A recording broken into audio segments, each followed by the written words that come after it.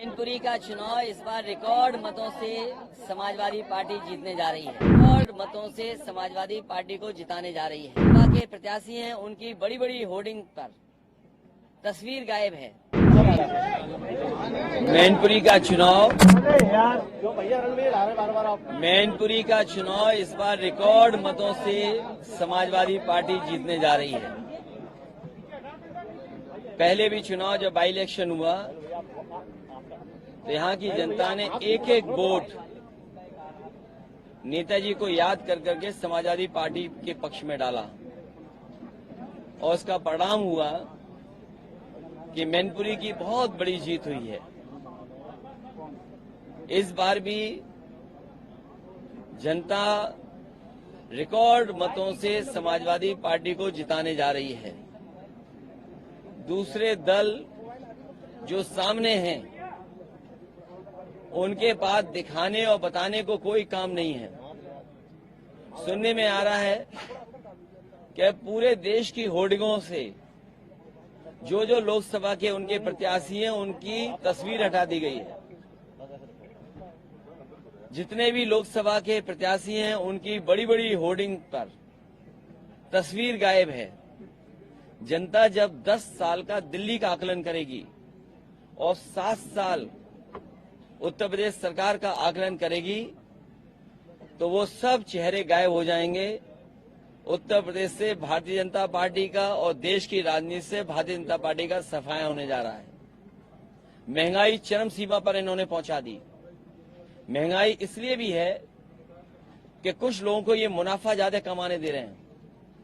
मुनाफा कमाने से और जिस तरीके से भ्रष्टाचार हुआ है इलेक्टोरल बॉन्ड में, क्या कोई सोच सकता है कि इलेक्टोरल बॉन्ड के बहाने ईडी, सीबीआई, इनकम टैक्स को आगे कर करके चंदा वसूला गया हो? 1000 करोड़, 600 करोड़, 400 करोड़। ये बीजेपी के लोग बहुत प्रचार कर रहे थे वैक्सीन का। सुनने में आ रहा है वैक्सीन वाले से भी इन्होंने चंदा वसूल लिया।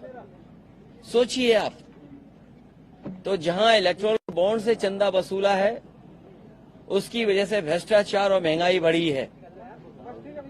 मुनाफा जो कमाने को मौका दे रहे हैं उससे महंगाई बढ़ी है।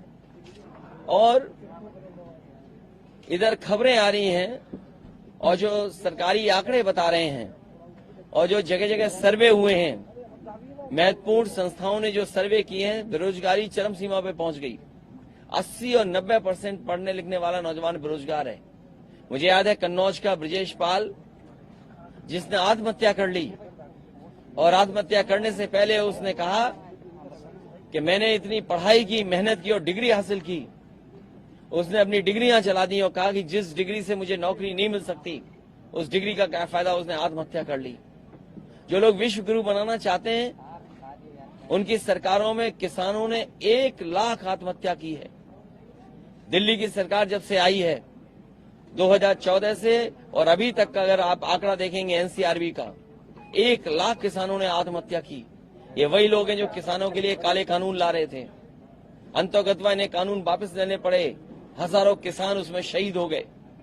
किसान ये बात नहीं भूला है और किसान ये बात भी नहीं भूला है कि उसकी आय दोगुनी का वादा किया था। आज किसान की किसी फसल की आय दोगुनी नहीं है।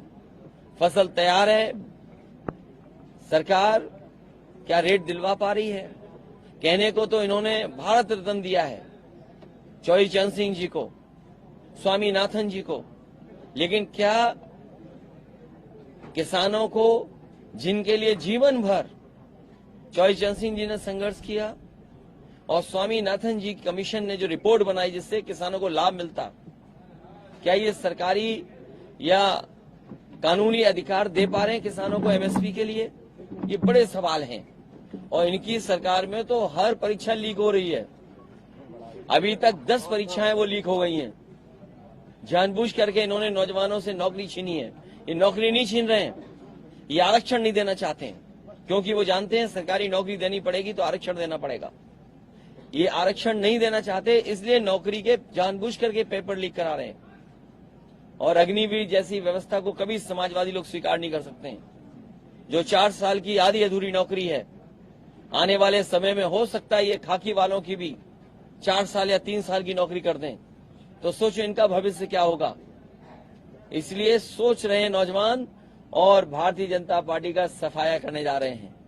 मैंने कई बार फार्मूला बताया, फिर बताता हूं कि 60 लाख बच्चे जो प्रभावित हुए हैं परीक्षा लीक से, उनके केवल माँ बाप को अगर हम जोड़ दें, एक परिवार में अगर 3 सदस्य 3 वोटर हैं, उनका हिसाब किताब अगर हम लगा लें तो 3 गुणा 60 लाख 1 करोड़ 80 लाख, और यही 1 करोड़ 80 लाख अगर हम 80 लोकसभाओं में भाग दे दें तो हर लोकसभा में 2,25,000 वोट केवल पेपर लीक से नौजवानों का भविष्य डुबा करके कम हो गया है। तो ये सरकार कहां बचेगी। जो लोग 400 पार की बात कर रहे हैं वो हारने जा रहे हैं, अपनी हार छिपाने के लिए 400 पार कह रहे हैं। और अगर 400 पार ही कर रहे होते तो क्या झूठे मुकदमे लगा करके दिल्ली के मुख्यमंत्री को जेल भेजना पड़ता। झूठे मुकदमे लगा करके साजिश करके षड्यंत्र कर करके झारखंड के मुख्यमंत्री को जेल भेज दिया। जिन्हें 400 पार का सपना दिखाई दे रहा है, क्या उन्हें जेल भेजना पड़ता। इनकम टैक्स, ईडी, सीबीआई को आगे करना पड़ता, प्रशासन को आगे करना पड़ता। जनता इस बार इंतजार कर रही है इनका।